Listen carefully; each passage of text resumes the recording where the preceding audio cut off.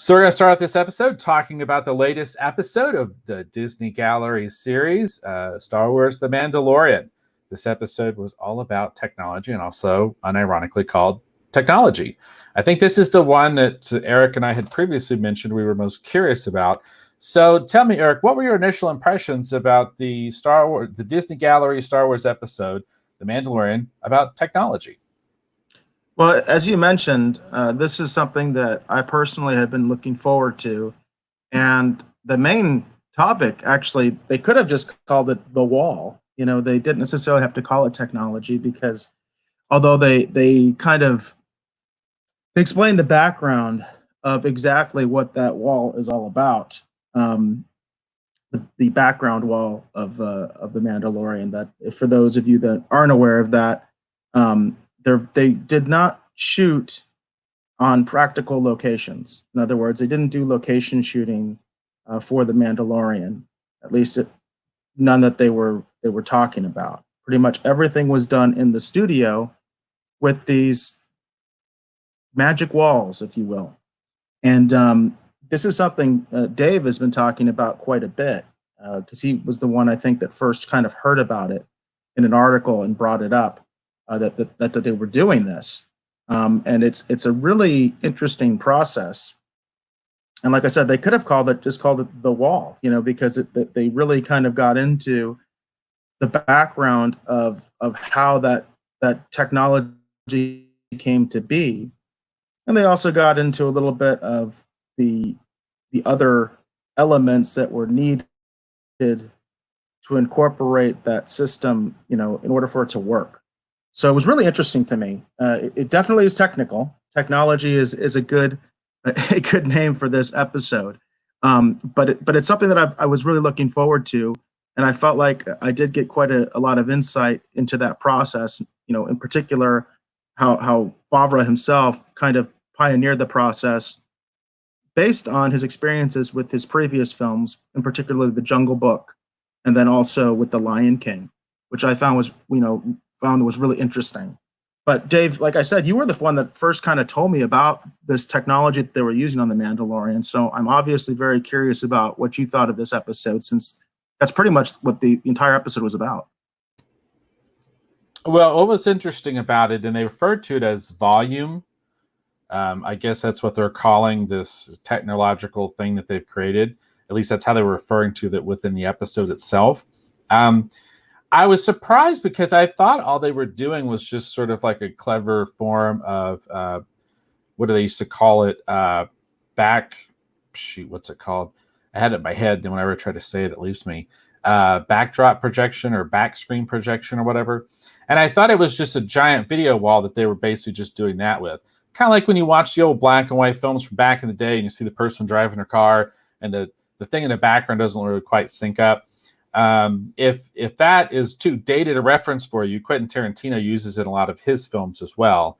But the idea is that, or even classic Battlestar Galactica, a lot of the shots with the Vipers is someone in a practical Viper cockpit, and then the space scene with the Cylon ships or whatever off to the side that you see that they're interacting with. Those are actually, again, they're projected on the screen. And then the actors, they try and time the special effects and everything with it.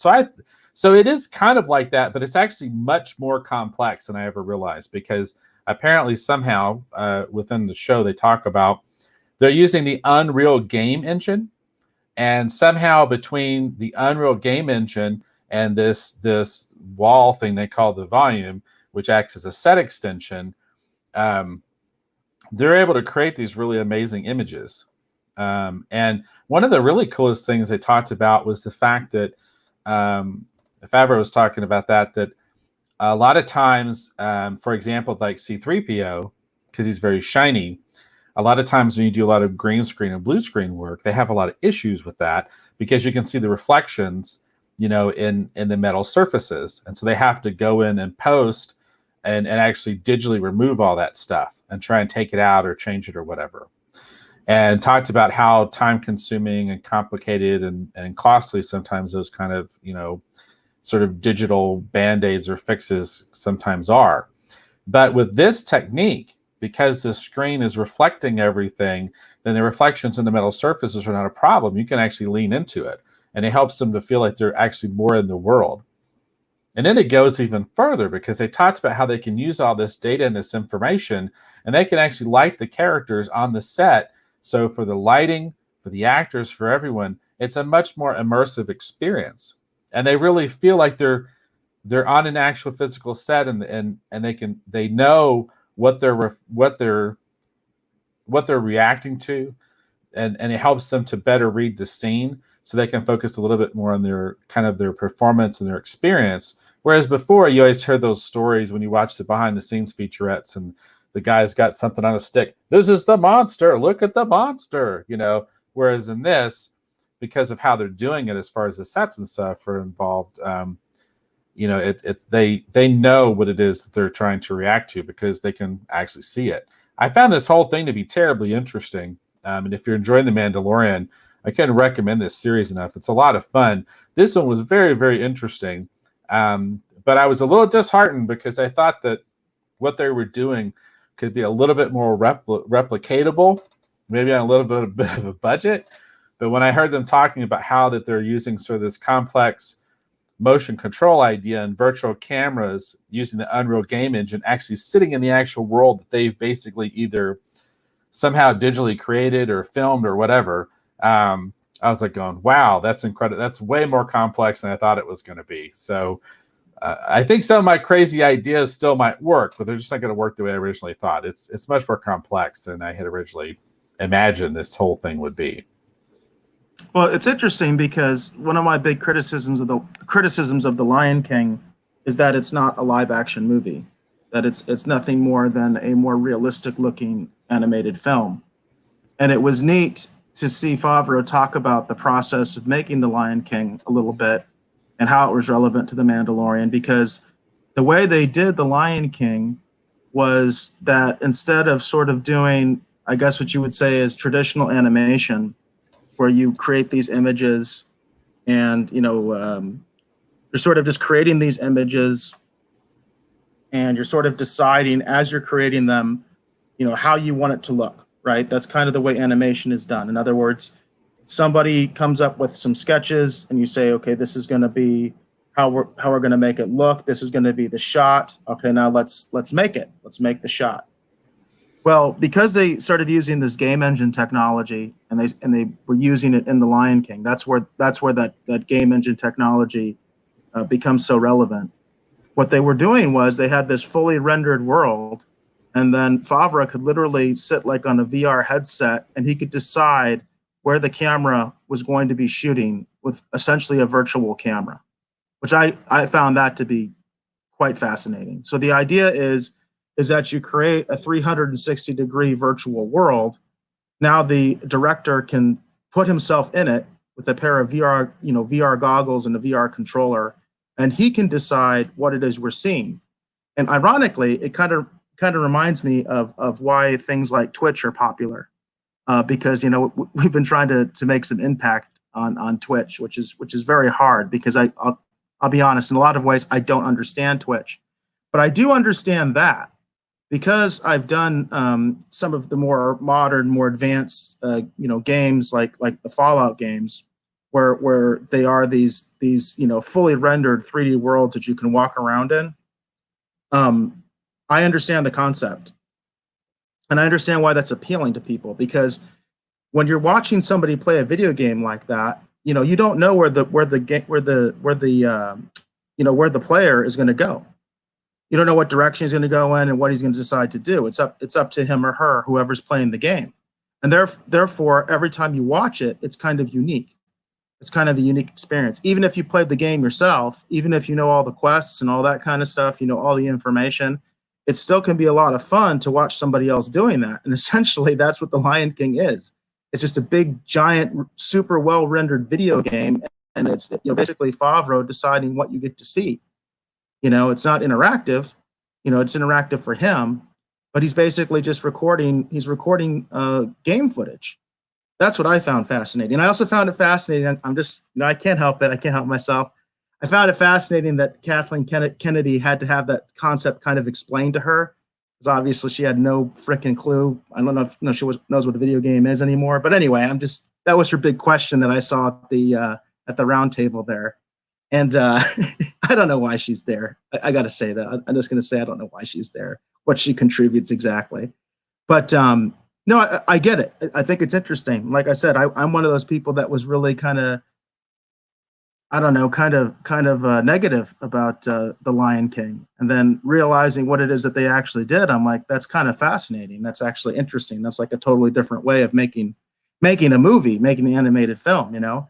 And then the idea that they incorporated this into live action and essentially created a not three-dimensional, because obviously you still have one of the walls, obviously, that is not, you know, that you have the physical camera in. But the other three walls, they basically are creating this box. That's what the volume is. The volume is basically a box. It's a studio. And you have basically three sides that are fully rendered by these screens. So you can see the world. And because of the game technology, the game engine technology, the camera can interact with the background. So when the director of photography is physically moving the camera, the background moves appropriately with the camera. It knows where the space is. And that is like, I see how that can just be incredibly game changing when it comes to filmmaking, because it really does look seamless. I thought I thought all of them pretty much. I pretty much thought every single scene that was outside, I thought it was shot, you know, on location somewhere, you know, in the desert or something like that. I didn't realize that these were all completely done within a, you know, in studio environment like that. I mean, it's amazing to me. And there is still a lot of physical set.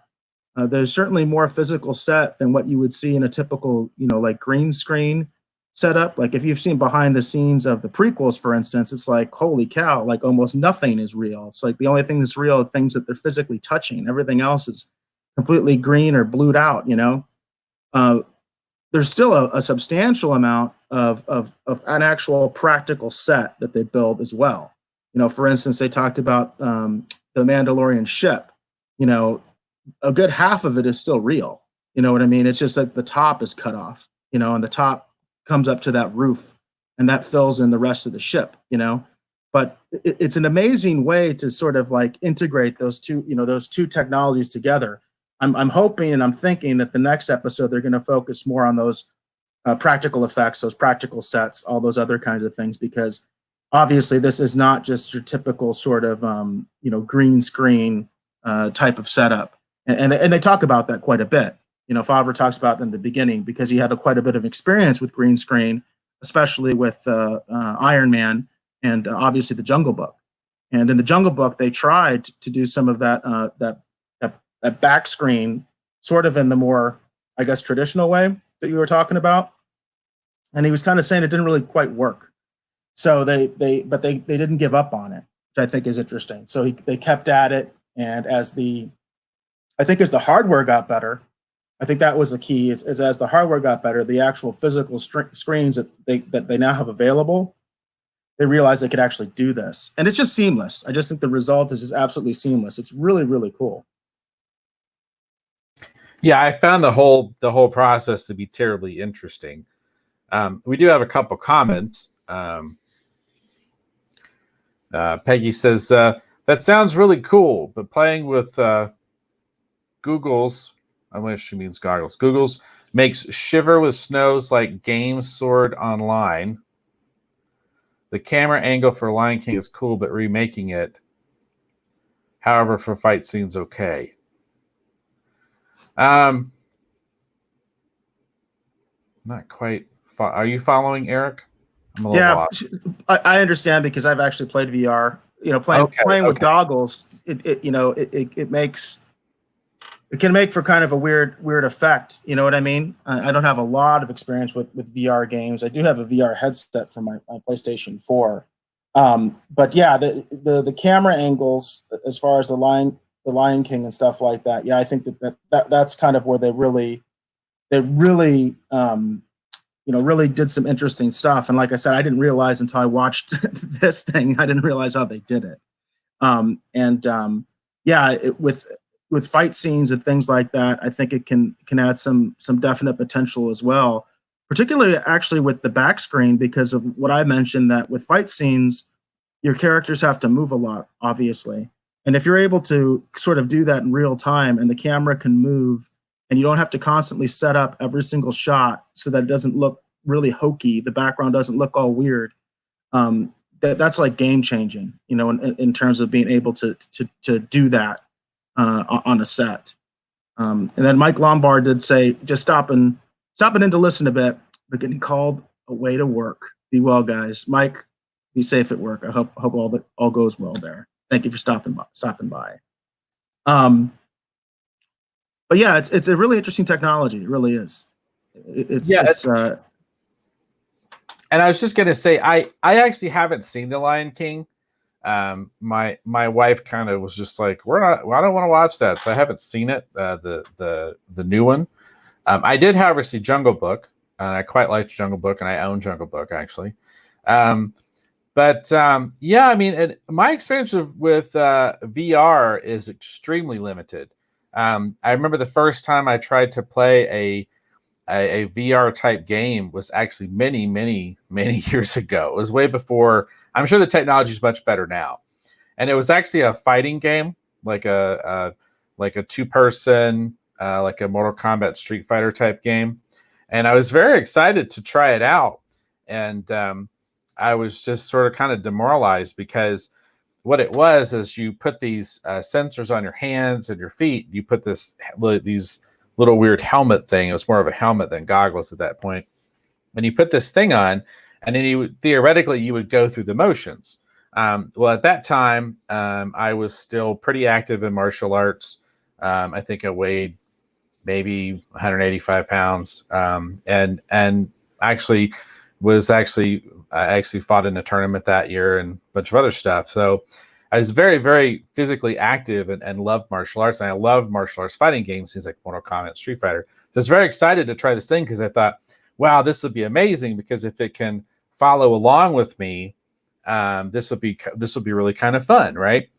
But of course, it just registered just basic movement, and I was trying to do all this complicated kind of stuff, and then my opponent was basically hardly doing anything except just kind of doing like a really cruddy jab, and actually defeated me because I discovered that there was another sensor or something that just whenever you did the motion, it would automatically attack. It didn't matter what you did. You didn't have to do anything complicated. I was like, well, this is just trash. So I have had no interest in exploring VR since that experience, because I was like going, well, this is lame. I'll just go play an actual, like, arcade and buttons and do it that way, or I'll just do it for real. Well, it's funny you bring that up, because what you're talking about is the integration of the VR with the motion controls. That's the problem. You know what I mean? The problem is the integration of the motion controls with the VR.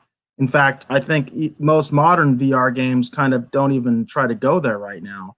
They have kind of these different kind of controllers that are more meant to fit in with VR than they are to fit in with the real world, if that makes sense. So in other words, you're not doing realistic movements. You're doing movements that make more sense so that the VR works right.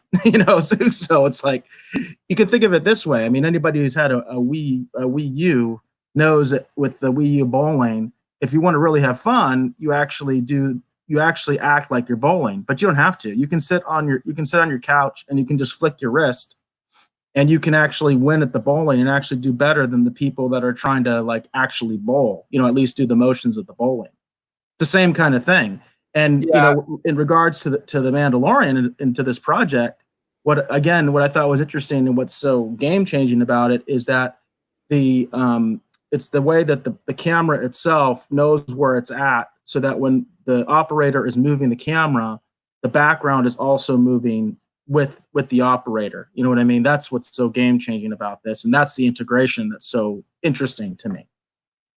No, it's very, very interesting. And that's the part, honestly, of the technology side of this, because I was curious to see how much of it I could hold on to have a basic understanding of. And when they started talking about that, it's like, I know what the Unreal Game Engine is, and I've played a few games. I think the DC versus Mortal Kombat game I played used the Unreal Engine, so I'm somewhat familiar with it. But in terms of wandering within a world beyond something like Grand Theft Auto or something, I'm not too terribly versed. And like I said, I had such a bad experience with VR back in the day. I wasn't terribly interested in it. I still don't have much of an interest in it, but I do find what they're doing with the Mandalorian to be very interesting. And I was, trying to wrap my head around some of the concepts, and I was like, "Oh, wow, this is a." I knew it was going to be technical, but it was way more technical than I thought it was going to be. And then we do have another comment actually from Peggy Oakes. She asks, "Do you know if Mulan will have used some of this tech for the action sequences?" I'm going to tell you, Peggy, I have no idea. What about you, Eric? Had you heard anything about if they might be? My understanding with Mulan is that they're really. Go ahead. We had a technical hiccup there, but I'm not actually really sure what they're doing for Mulan as far as their filming technique. I would have assumed that they're trying to make it as quote real as possible, with actual on location shots and things like that, where they're trying to use a massive number of actors and trying to limit the amount of CGI. But I don't know. That's just pure speculation on my part. That's what I would do, because it's like, well, what's the point of again, this is why I had problems with The Lion King. What's the point of making a live action movie if it's not going to be live action? If it's going to be a bunch of CGI, what's the point? Now, that said, I still think, let me be clear. I'm not going to go out and watch Lion King now because of The Mandalorian. I think that the process by which it was made is fascinating, and I appreciate it, and I appreciate it more, than I guess, as it's being its own thing and not just traditional animation. But it's still animation. Okay, that's still a video game is still animation, unless video game is still animation. That's the bottom line. So it's not real. So I'd be curious actually to see what they decide to do with Milan, because I think that's a good point. Because again, my big beef with The Lion King, and also even with Jungle Book to some extent, is that's not really live action. They're not using real animals. You know what I mean? It's not. It's just a better rendered cartoon. That's the way that I look at it. Despite the fact that I do respect the technology, especially more so now. Peggy had another thing she said, where it says fix. She said fix. That sounds really cool, but playing with goggles makes me. Oh, I'm sorry. That was the same comment over again. She said agreed. Much rather have live action versus the CGI. There was a repeat there of the comments, but yeah, that's my thing. Is I would like to see Mulan be very practical, with real fight scenes and all that kind of stuff. And otherwise, what's the point? We already saw a great animated version of it, and I actually like Mulan quite a bit. I actually enjoy the animated film quite a bit. So I don't see the point of doing something live action if it's not live action. I know I'm weird that way. Well, no, I was going to say, my understanding is with Mulan that there are a lot of live action sequences, and that they are investing heavily in the film, because I know that film is intended to hopefully have to have an impact on the worldwide box office. You know what I mean? And specifically to try and cater a little bit more directly to China, as an audience. As moviegoers. So I would imagine that there's been a substantial investment in doing a lot of it with practical effects and trying to have it be as real world yet fantastical and entertaining as they can make it. So, and I do think I remembered hearing something about that they have a lot of extras, and it's a pretty amazing live shoot is. But I'll be honest with you, I haven't dug too far into it. It might be something actually to investigate a little bit more actually for next week's show to see what we can discover, to actually specifically address that. But no, my understanding is that they have a lot of extras, and it's a very large production, and that's meant again to hopefully cater to the Chinese audience, and hopefully the worldwide box office too, and try and bring as many people in with an amazing spectacle, yet traditional, faithful you know what I mean, adaptation of the story of Mulan. So, and then Peggy has a few more comments. She mentions that the Lion King is more animation, Dumbo and Lady and the Tramp also, but she says that she did like Aladdin. And then she also says that the fight scenes in The Mandalorian were really well done. And I would have to agree. They talked a little bit more about that in the last episode. They talked about the different gentlemen that stand in, sometimes for Pedro Pascal, or sounds like standing for Pedro Pascal quite a lot. One of them being related to the late great Western actor John Wayne, which I thought was terribly interesting. I think it's his grandson, if I remember correctly. And he does a lot of the. It was interesting because they had a very brief shot of him actually roping something, but he does a lot of the grappling hook stuff and does a lot of the gunplay. And then there's another gentleman who actually does. If I remember correctly, they mentioned capoeira and jiu-jitsu, which is a very, very interesting combination. I've always been terribly fascinated with capoeira, which actually comes from Brazil. Which is a martial art. It's very heavily influenced by dance and rhythm and learning the rhythms of your opponent. There's a really great film I've always loved with Mark Dacascos called Only the Strong that has a lot to do with capoeira. When I think capoeira, I think of the movie Only the Strong. But I've always loved that martial art. It's really, really interesting the way that they move the body and channel their energy into their various attacks and strikes. And it's very dynamic and entertaining with all the jumping kicks and everything. So it'll be curious to see as we move forward the Mandalorian as they begin to try and ramp up what they're doing with the fight scenes, what kind of fun stuff they're going to do, because capoeira is a very dynamic and entertaining martial art to watch. And also, I know from having been kicked in the head by a capoeira maestre, actually on a cruise ship on the way to Jamaica many, many years ago. Oh, folks, the stories I could tell you.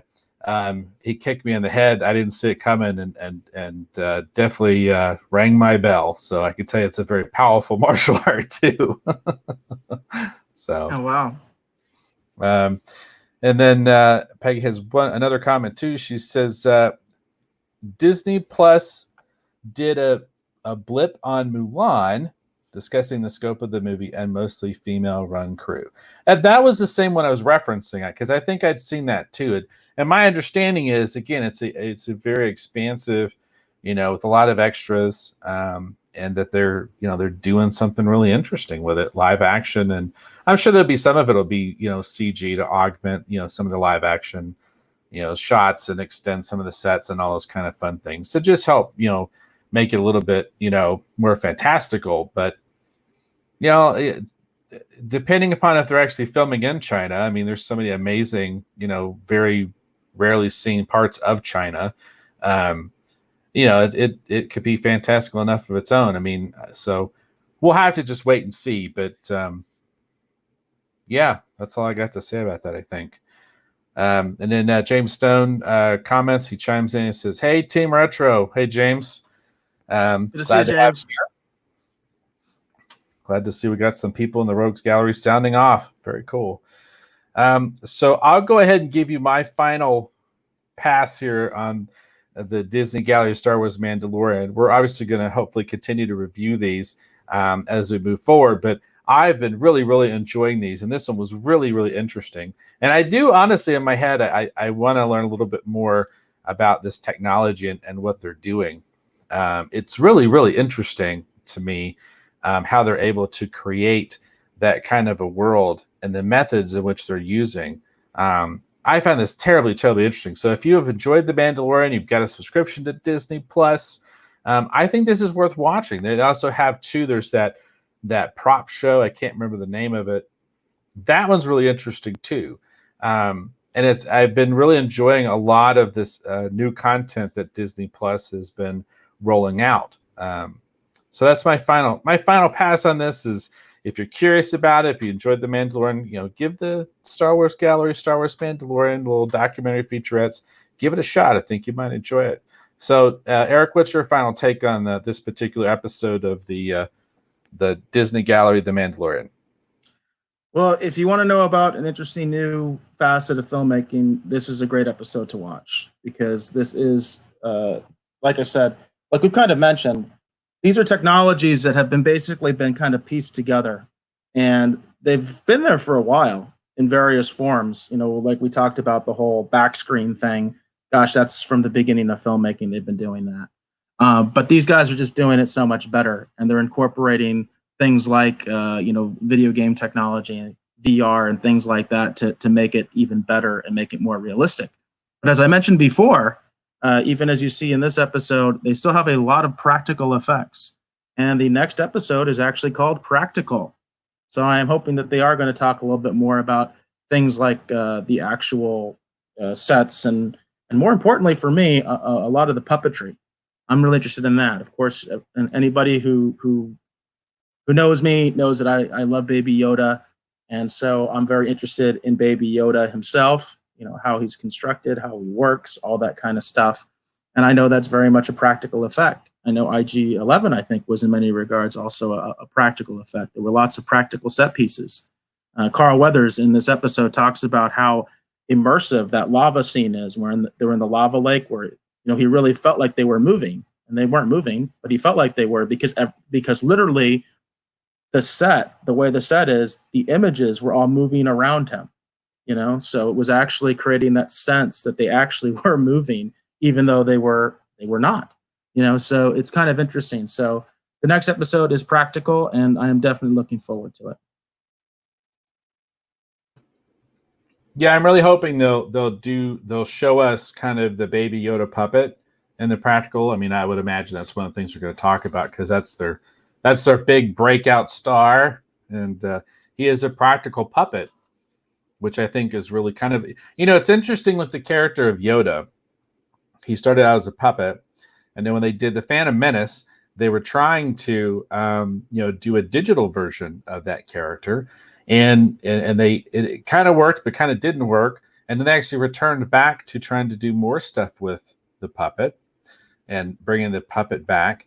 And it's interesting how here in The Mandalorian, the puppet lives on. I just feel like that Yoda's species is best represented with a puppet than CGI, it seems like.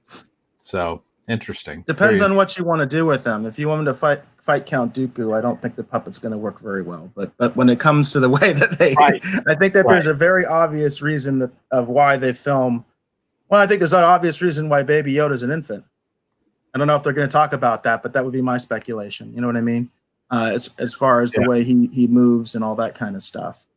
But Peggy mentions that I'm sure the show will win awards for the intertwining of all this technology, and I would be amazed if it didn't. I don't know how it couldn't. You know what I mean? Unless there's just some sort of a crazy anti-Star Wars or anti-Disney bias. You know what I mean? Because clearly this technology is game changing, and obviously it absolutely should win all sorts of awards.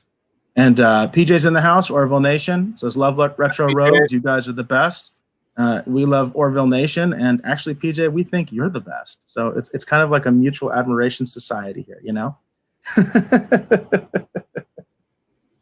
And by the way, Peggy, you are not bugging us with any typing mistakes. We will figure it out. It's all good.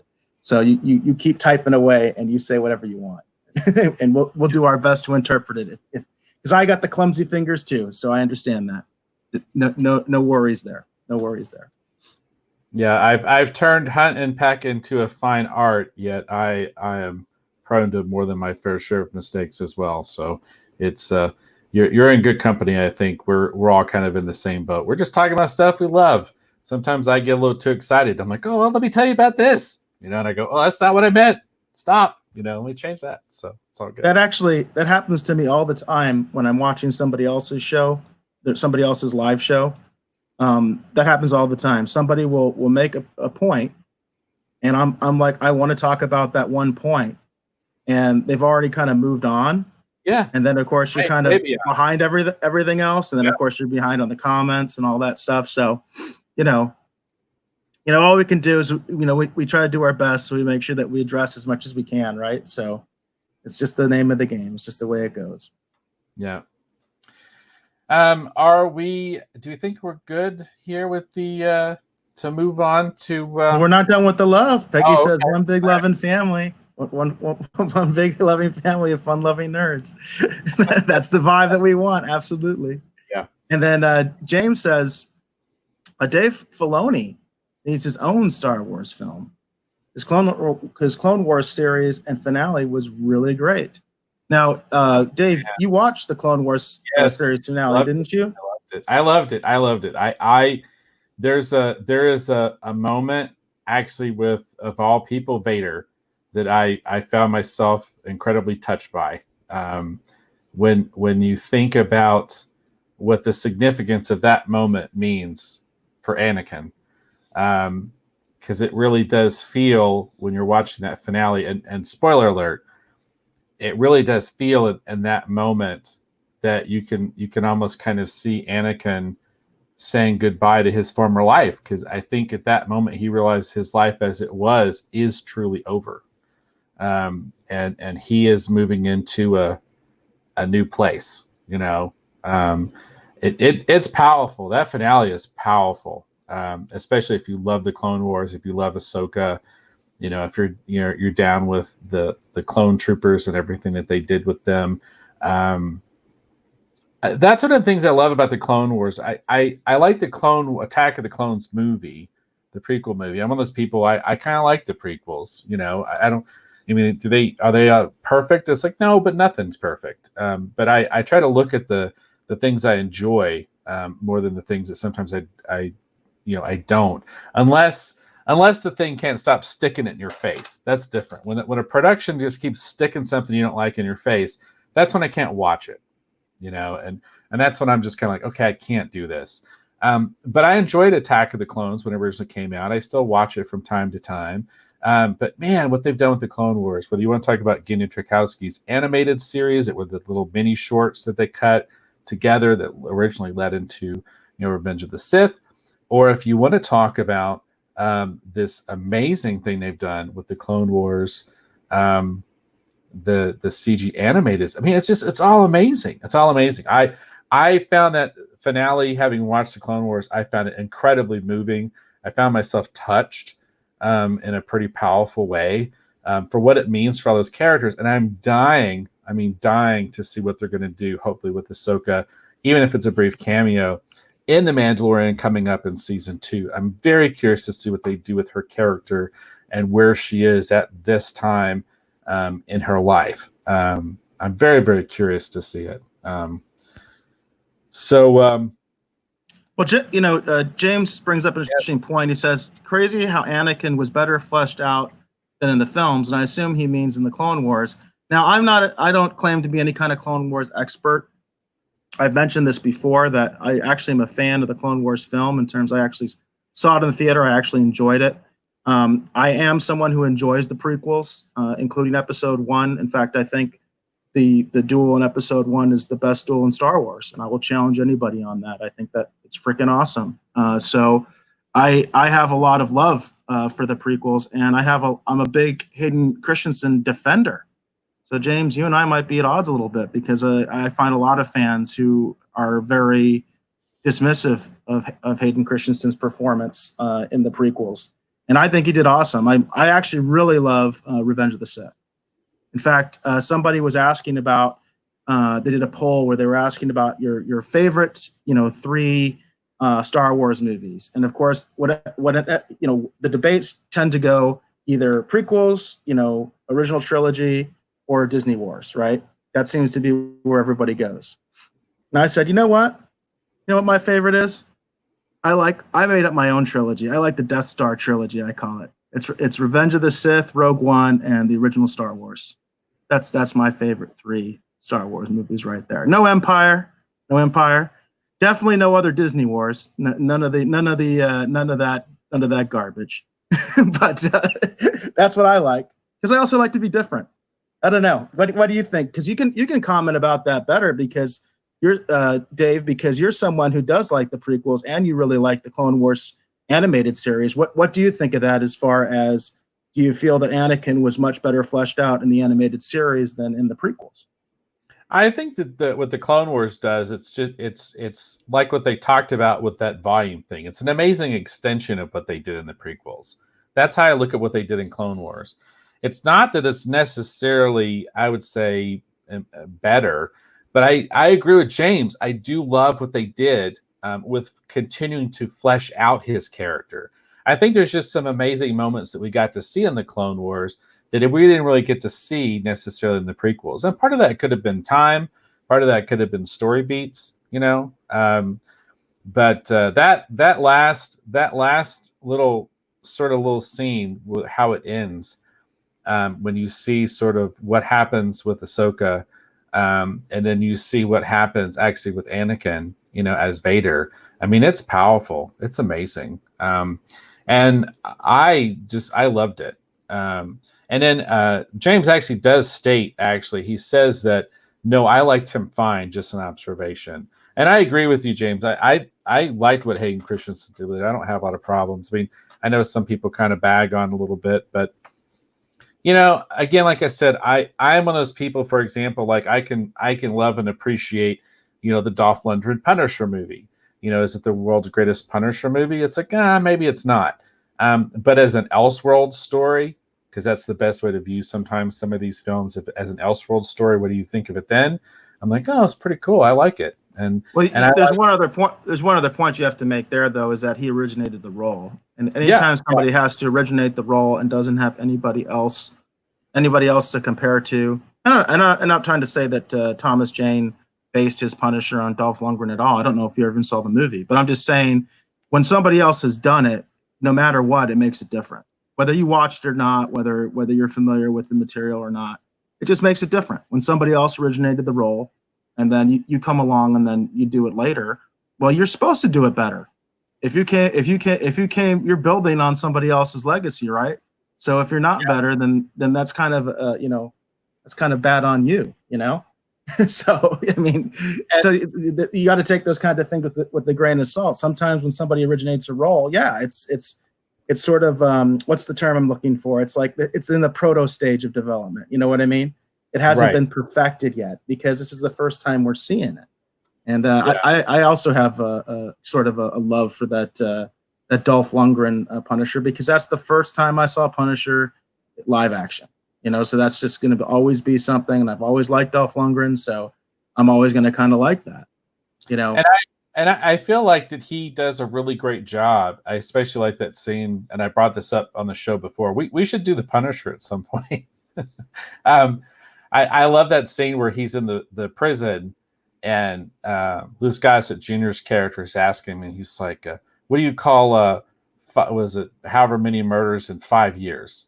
And he's just got this just stone cold killer look on his face. It's like, work in progress. Like, it's just that's the Punisher. You know, that's the Punisher right there.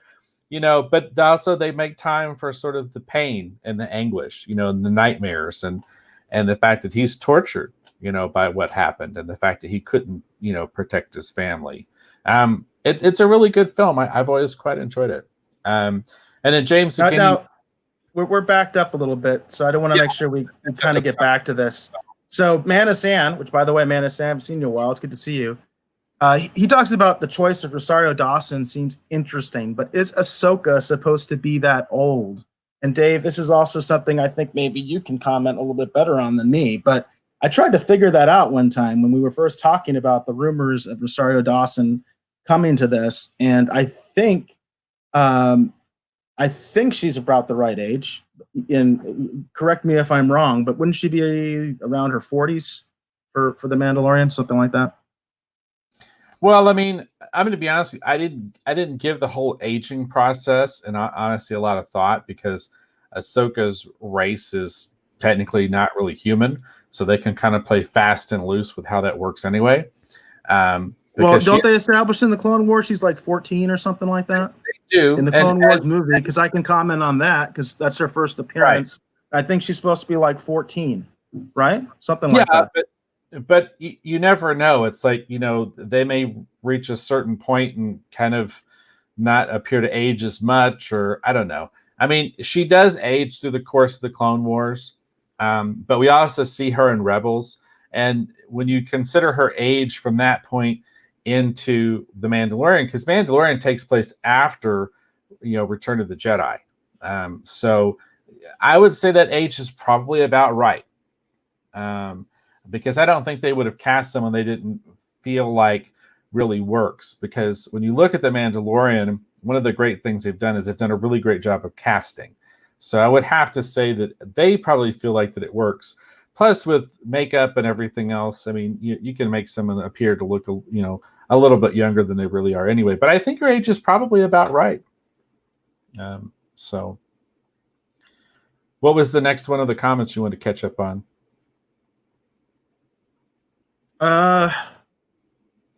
Well, Peggy mentions on the Clone Wars, they do such a great job of fleshing out all the characters and the world itself. And she said, sadly, I did not get to see the end. She said, might have to go back. Christensen did a great job in his last movie. So again, that's kind of the idea there that the as you've said, that the animated series has helped kind of flesh out the characters a little bit more, at least in your mind. Yeah, that's kind of what I was saying. They just and James actually makes a good comment too, because he was continuing to further clarify his earlier comment, and he said there's more time necessarily, but the turn to evil felt more earned, and it is because they had more time to kind of flesh that out, and that's one of the things that's really great about the Clone Wars is it definitely feels like there was a war going on, because there's a lot happening and there's a lot of battles, and you really feel the war. And because they do have all that time, everyone has a larger story and a larger role to play. I enjoyed a lot of the stuff they did actually with Obi-Wan and kind of filling in some of his backstory. And it's just it's, I think at the end of the day, we talked about this before. It's all about how you set something up in order for the payoff to really work. I feel like the prequels work fine for what they are. I quite like Revenge of the Sith. There's moments of the Phantom Menace I totally love. And there's a lot of stuff about Attack of the Clones that I quite like.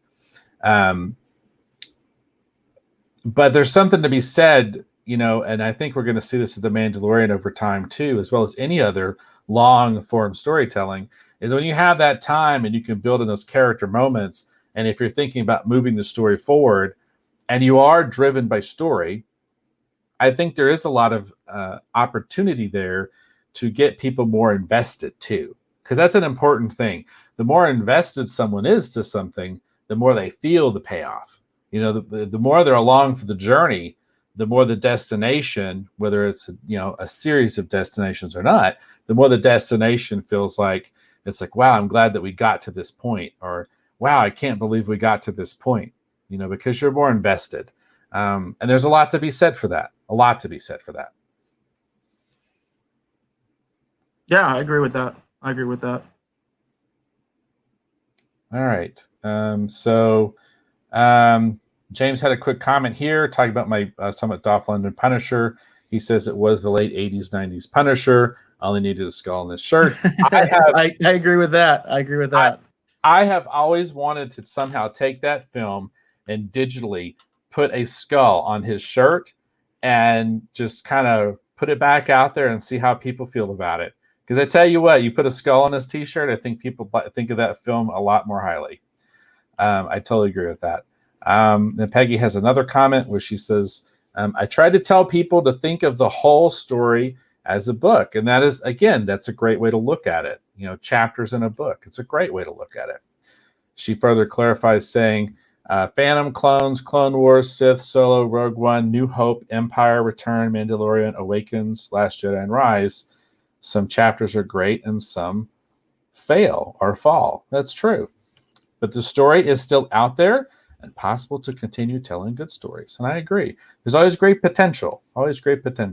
Just because someone doesn't choose to look at it the same way you do doesn't mean that the property of the franchise can't live on. I feel like that maybe someday, we'll get back to Stargate and someone with an amazing vision will take all that amazing world building and everything that's there and continue that storyline and move it forward, because I quite love the original Stargate film and I enjoyed the show. I think actually one of the problems with Star Wars has been that it has, in some ways, it has tried too much to be a continuous story. When there are times when I think they just should have stopped. And there's so many other directions to go. And I think The Mandalorian is a great example of that. And because The Mandalorian is a show that's kind of fits within the broader continuity of the Star Wars world, but it's not, part of the story of the Skywalkers. It's not a story about Han Solo. You know what I mean? It's not a story about Princess Leia, even. You know what I mean? Or that branch of the family tree. It's kind of trying to be its own thing at the same time, building on the legacy of Star Wars, in particular, in this case, obviously Boba Fett. And then obviously we have Baby Yoda and other things that they're building on, but it's not about Yoda. And I think that's kind of one of the interesting things too. I think that's just off the top of my head. I think for Star Wars to go forward, I think they have to do more stories like that. Well, it'll be interesting because when we get to the pop culture news segment of the show, I have something that kind of dovetails into that actually.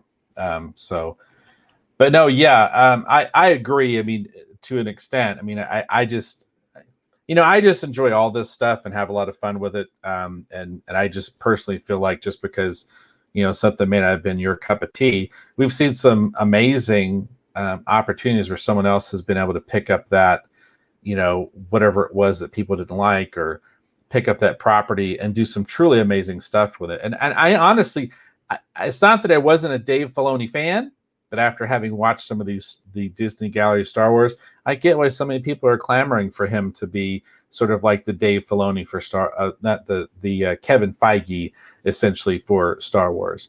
Kevin Feige is like the executive producer who helps shepherd the MCU, the Marvel Cinematic Universe, through a lot of what it's been going on. He's kind of the man with the plan or the vision, and helps the films to execute and kind of fall in line in terms of their large interconnected universe. And a lot of people have been saying that Dave Filoni would be someone who'd be really great to help do that for Star Wars. And I'd have to say, having listened to him talk, I think he'd be a great person for that. But I also think Jon Favreau, he's done an amazing job too. So I'd be curious to see, how things continue to follow along. I'm just very excited that we have The Mandalorian because it's been the Star Wars thing I've enjoyed the most of the new stuff. I didn't hate all the new movies, but I didn't particularly care for Last Jedi. I think that's well on record. But I'm just glad that we have Mandalorian because at least it's something fun with Star Wars. So there you go. Man of Sam brings up an interesting larger point, which is will the new age of big budget series offered under streaming then take over Star Wars, leaving movies on the margins? And that's a great question, Man of Sam, because that's what the industry is asking itself right now, not just about Star Wars, but about everything. Because that's one of the reasons that we always do our dedicated Streaming Wars coverage, because potentially it is such a game changer in terms of the way that we see content. Obviously, right now with the global pandemic, people have talked about, is this the golden age of streaming, or is this going to lead to the golden age of streaming? Is this sort of the push that it needed because that's the direction it was sort of going to begin with?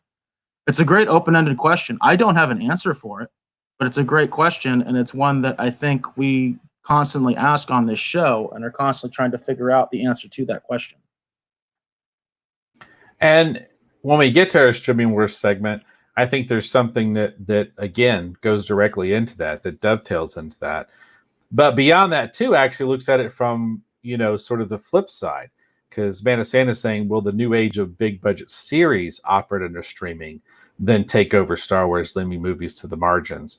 But then we have something we're going to be talking about here in a little bit, where maybe not necessarily, it's actually the flip. It's a huge big budget movie that they're hoping will help to cement and kind of bring a streaming service into prominence. And it's interesting because a lot of the coverage I've seen, they reference this particular property as if it will do for this new streaming service what The Mandalorian has done for Disney Plus. So it's curious to see how everyone's approaching it and how everyone's handling all these things very different. But like Eric said, it is definitely the question that Hollywood is asking itself right now, and it'd be curious to see what that answer becomes as we continue to move forward. And things become, more readily apparent in terms of like what people want to watch, what people want to support, and how people want to continue to enjoy these various properties and franchises that they've always loved, where they would prefer to see it as a streaming series or they prefer to see it as a film. I think that at the end of the day will be what wins out, what people are most interested and willing to pay for and support.